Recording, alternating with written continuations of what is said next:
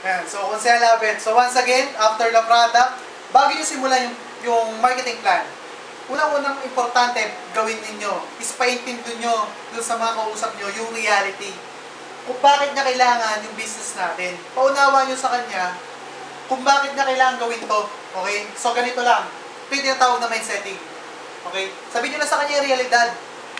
Okay? Para kumita ng pera sa Pilipinas, dalawa lang. It's either employment or business. Okay? Pag-usapan natin yung employment sa business. Sino sa dalawa? Yung empleyado o yung businessman? Sino sa dalawa ang merong sariling bahay? Yung businessman. Sa dalawa, sino yung merong sariling sasakyan? Businessman. Sino yung may savings? Businessman. Sino yung palagi nagsha-shopping? Businessman. Kasi maraming pera. Sino naman sa dalawa na to yung palaging nag-window shopping?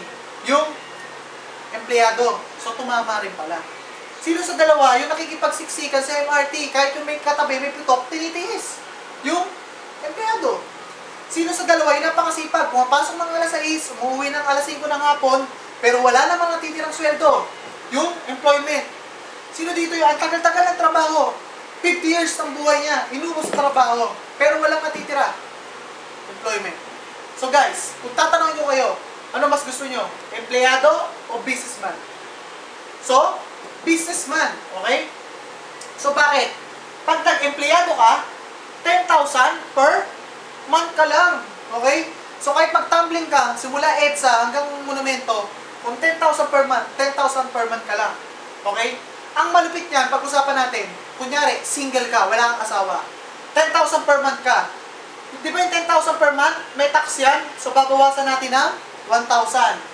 Ang malupit niyan, kumakain ka, 100, isang araw, pwede na sa'yo pagkain? Pwede na, no? Pagkasyahin mo na lang. So sa loob ng 30 days, may 3,000 ka na gagastos sa'yo sa pagkain. So minus 3,000 na naman. Transpo, mamasahe? Mamasahe. Hindi naman pwede maglakad ka na lang, di ba? So yung 100, so 20 days lang yan. 100, kasya na sa isang araw? Kasya na yan. Pag sobra, ay pag kulang, maglakad ka na lang.